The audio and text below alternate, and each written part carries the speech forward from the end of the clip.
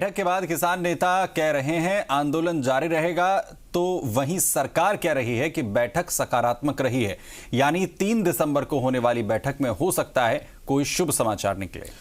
लेकिन इन सब के बीच अब हम आपको दिल्ली हरियाणा के टिकरी बॉर्डर पर जमे किसानों के संघर्ष की कहानी दिखाने जा रहे हैं।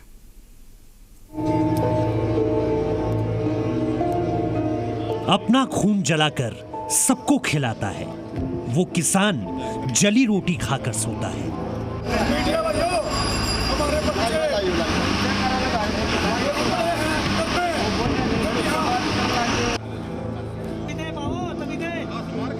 ये हमारे देश के अन्नदाता है। दिल्ली और हरियाणा के बीच टिकरी बॉर्डर पर जमे हैं। ये किसान 7 दिन से अपने घर से दूर है और बढ़ती ठंड में भी सड़क पर रात बिताने को मजबूर है। सड़क पर तोड़फोड़ और पत्थरबाजी करने वाले प्रदर्शनकारियों की तस्वीरों के बीच इन किसानों के संघर्ष की कहानी गुम हो गई थी। लेकिन जी न्यूज ने इन किसानों के संघर्ष की कहानी देश को दिखाने का निश्चय किया और जी न्यूज की टीम रात भर टिकरी बॉर्डर पर इन किसानों के बीच रही। जी न्यूज की टीम पहुंची है प्रदर्शन के बाद किन हालातों में किसान रह रहे हैं उनको जानने के लिए।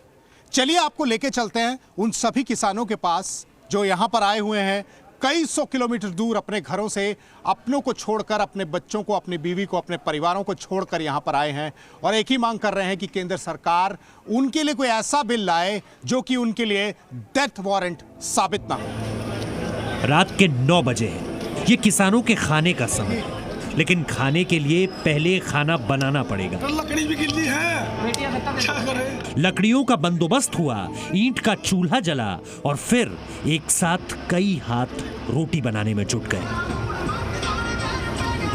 कोई रोटी बेल रहा है, कोई रोटी सेक रहा है। बैकग्राउंड में पंजाबी गीत बज रहे हैं।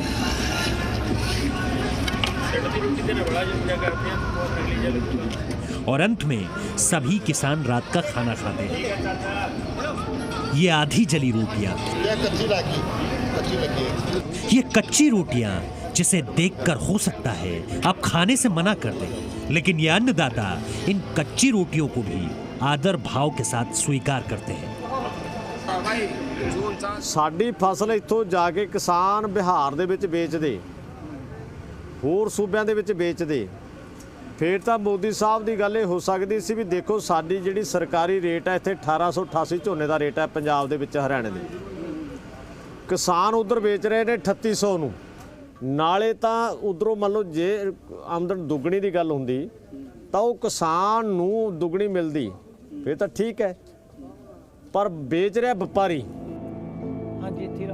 पंजाब से आकर दिल्ली बॉर्डर पर रुके किसान अलग अलग टुकड़ियों में हैं, लेकिन इनका लक्ष्य एक है, सरकार से अपनी मांगे मनवाने और कृषि बिल पर भ्रम दूर करना।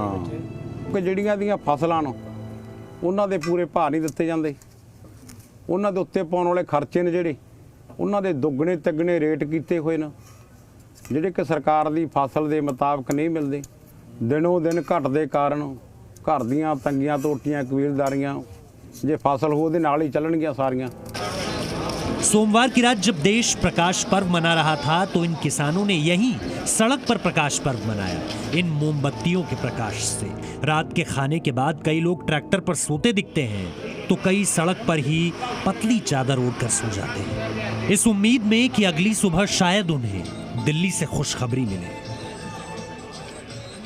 एक रात किसानों के साथ जो बाकी मीडिया नहीं दिखा रहा वो दिखाने के लिए हम यहां पहुंचे थे और उनके हालात दिखाने के लिए पहुंचे थे जो किसान यहां प्रदर्शन करने के लिए आए हैं।